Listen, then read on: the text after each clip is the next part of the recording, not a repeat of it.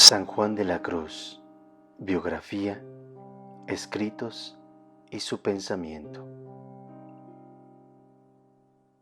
Juan de la Cruz, conocido como Juan de Yepes Álvarez, nació en Fontiveros, Ávila, en 1542. Tuvo 3 hermanos, Francisco, Luis y Juan. Su padre Gonzalo muere cuando Juan era muy pequeño.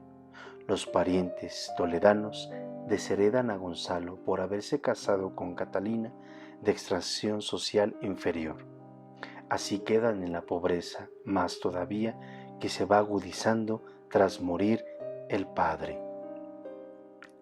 Catalina parte para tierras toledanas a pedir ayuda a los familiares de Gonzalo. Estuvo en Torrijos sin éxito. Siguió hasta Gálvez. El médico del pueblo se quedó con Francisco. Catalina vuelve a Fontiveros con Juanito. Después de un año se presenta en Gálvez. Vuelve a casa con Francisco y Juanito. Las cosas no habían ido bien. Traslado a Arévalo, de donde regresan probablemente a Fontiveros y luego parten para Medina del Campo. Por ser tan pobres, pudo Catalina meter al pequeño en el colegio de los doctrinos. Pudo entrar también como enfermero en el Hospital de la Concepción o de las Bubas y alumno externo en el Colegio de los Jesuitas de 1559 a 1563. En 1563 ingresa en el Carmen de Santa Ana de Medina como novicio, profesando al año siguiente. Pasa a estudiar en la Universidad de Salamanca. Estudia allí 3 años de filosofía como alumno ordinario y 1 de teología, de 1567 a 1568.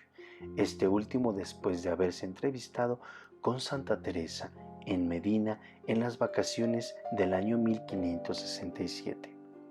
La santa le quita la idea de hacerse cartujo, idea arraigada en Juan de la Cruz, donde buscaba el silencio y la oración, pero sobre todo la soledad.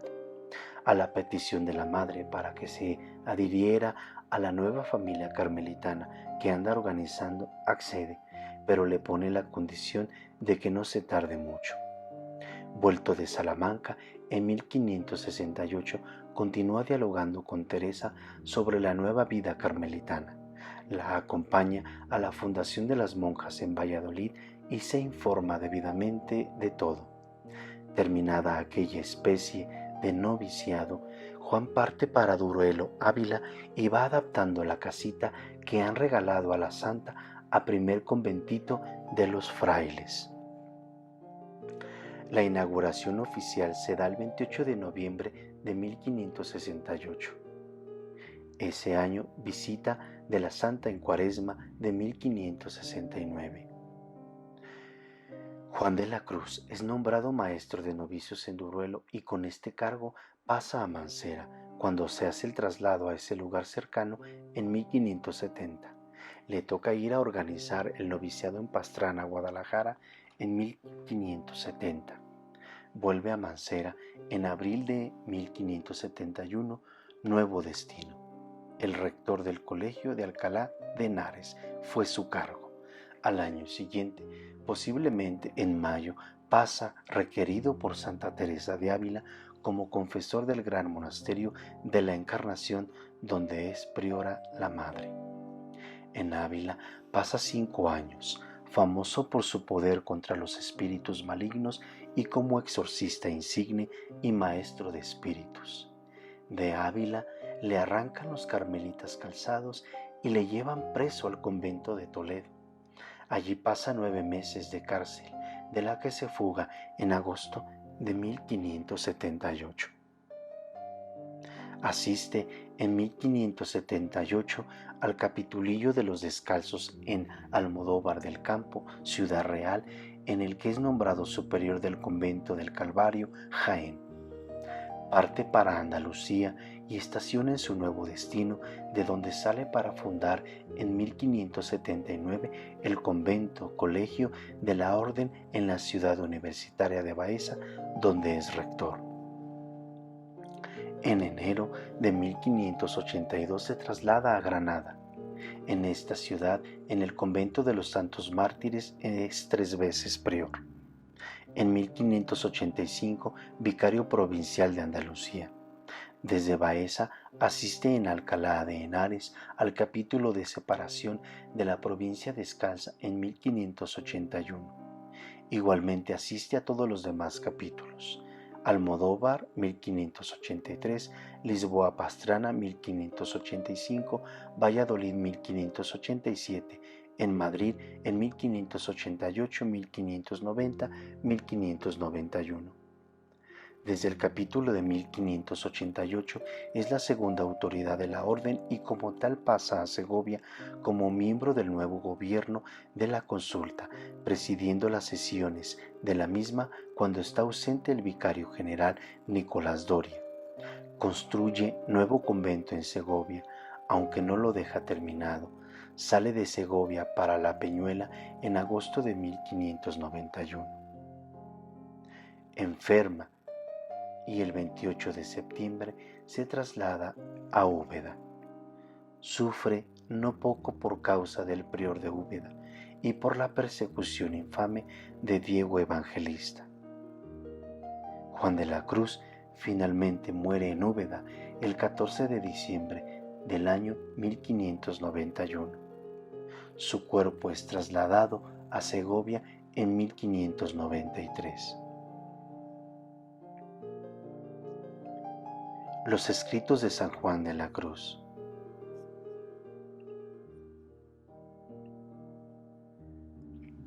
En cuanto a sus poesías, vemos que aunque los versos que de él se conservan son escasos y no fueron publicados hasta después de su muerte, se le considera como uno de los mayores poetas españoles de la época y como el máximo exponente de la poesía mística. Se supone que durante los meses de su encierro en 1577, que pasó en completo aislamiento y sometido a crueles interrogatorios, elaboró sus llamados poemas mayores, Llama de amor viva, Cántico espiritual y La noche oscura. Por temor a que fueran tomadas por iluministas, ninguna de estas obras se publicó antes de 1618, cuando, salvo Cántico espiritual, que lo fue 9 años más tarde en Bruselas, se editaron con el título de obras espirituales que encaminan a un alma a la perfecta unión con Dios. En 1692 se publicó en Roma la obra en prosa Avisos para después de profesos, escrita poco antes de morir. En sus 3 poemas mayores, estrechamente relacionados entre sí, Juan de la Cruz condensó sus propias vivencias personales derivados del constante anhelo de que su alma alcanzase la fusión ideal con su Creador. Las 3 composiciones, de un modo u otro, describen el ascenso místico del alma hacia Dios y dado que surgieron como trasunto de una experiencia mística que se expresaba en alegorías y símbolos, San Juan de la Cruz consideró que debían ser explicadas. Esto le llevó a la escritura de comentarios en prosa a los poemas. En Llama de amor viva, San Juan de la Cruz recrea la emoción del éxtasis amoroso, mientras que en Noche oscura, que consta de 8 liras, utiliza la imagen de una muchacha que escapa por la noche para acudir a una cita con su enamorado como representación de la huida del alma de la prisión de los sentidos en busca de la comunión y el encuentro con Dios. Cántico espiritual es la obra más compleja y extensa de su producción. En ella, para detallar las diferentes vías que recorre el alma hasta lograr fundirse con la divinidad, desarrolla una recreación a modo de égloga del bíblico Cantar de los Cantares. A través de 40 lires, describe la búsqueda del esposo, que es Dios, por parte de su esposa, que es el alma, que pregunta por él a las criaturas de la naturaleza. Tras encontrarlo, se sucede un diálogo amoroso que culmina con la unión de los 2 amantes. A diferencia de Santa Teresa de Jesús, que adopta el tono coloquial y se nutre de los efectos de la luz para expresar la experiencia de la comunión con Dios, la poesía de San Juan de la Cruz se constituye en un lenguaje vivo que, bebiendo en varias fuentes, busca la expresión del arrobo y del éxtasis de la unión mística. Su propósito es llegar a plasmar o cuanto menos dejar entrever esa realidad invisible e inefable que es el amor divino, apelando al simbolismo y a las ricas posibilidades expresivas de un lenguaje elaborado. Son precisamente estos dos factores los que atraen y fascinan a los no creyentes, pues sus versos, al operar fundamentalmente como vías expresivas de una experiencia personal íntima, no comprometen creencias, tradiciones o culturas no compartidas por el sujeto. De allí que fascinan, como decía, aún a los no creyentes. En tanto que frutos de este arrebato místico, alejado de todo discurso lógico, predominan en los poemas mayores de San Juan de la Cruz los elementos irracionales, subconscientes e intuitivos que se traducen estilísticamente en una tendencia a la síntesis y en una gran diversidad y densidad expresiva. Para comunicar las sensaciones experimentadas, prescinde de todo elemento superfluo y emplea abundantemente el sustantivo en detrimento de verbos y adjetivos. Con el fin de dar a conocer los gozos que el enlace místico produce, utiliza con profusión los giros afectivos, las repeticiones, las antítesis, las enumeraciones caóticas, el paso súbito de un tema a otro o las referencias alegóricas basadas en su mayor parte en el tema del amor profano. Toda su doctrina gira en torno al símbolo de la noche oscura, imagen que ya era usada en la literatura mística, pero a la que San Juan dio una forma nueva y original. La noche, al borrar los límites de las cosas, le sugiere en efecto lo eterno y de esa manera pasa a simbolizar la negación activa del alma a lo sensible, el absoluto vacío espiritual. Noche oscura llama también San Juan de la Cruz a las terribles pruebas que Dios envía al hombre para purificarlo.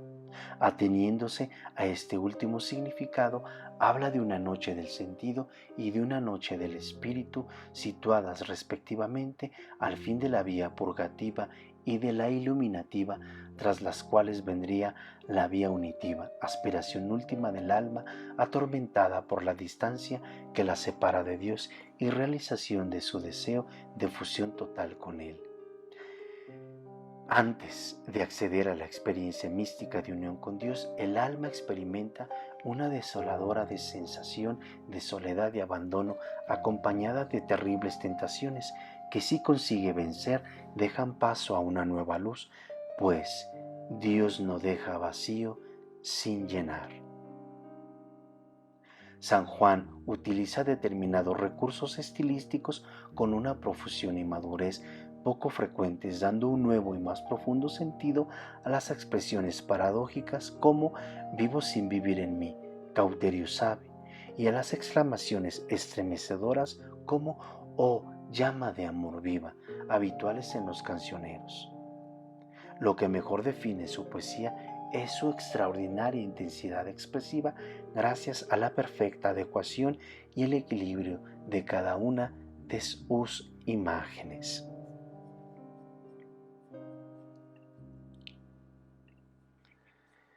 ¿Qué podemos decir si le preguntamos a San Juan de la Cruz acerca de cuál es su dimensión del hombre? Veamos. Si le preguntamos cuál es su dimensión del hombre, que nos permite comprender auténticamente su dignidad, me parece que nos respondería que es la vocación del hombre a la unión de amor con Dios.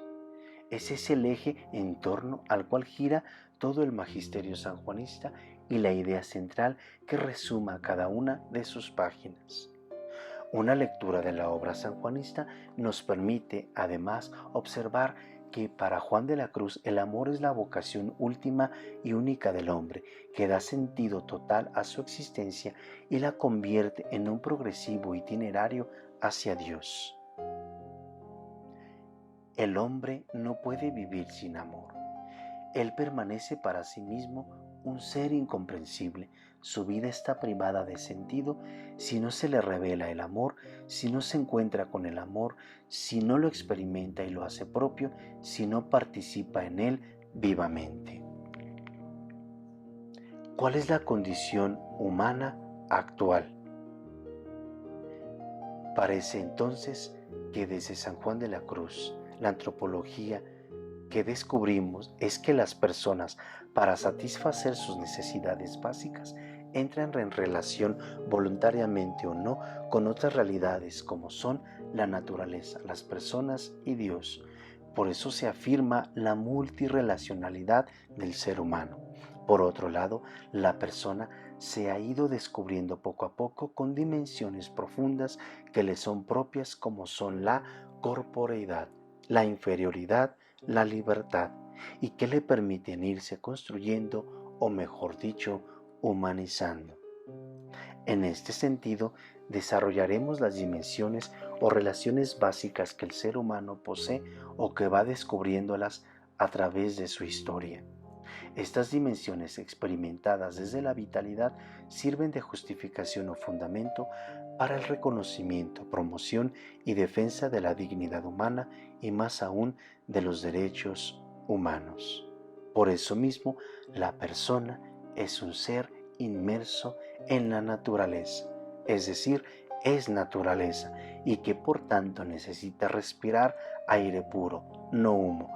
Necesita alimentarse de los frutos de la tierra, pero no agotarlos. Incluso tiene capacidad para transformar y recrear el mundo a través de la ciencia y la técnica, pero no debe destruir su casa porque tarde o temprano moriría.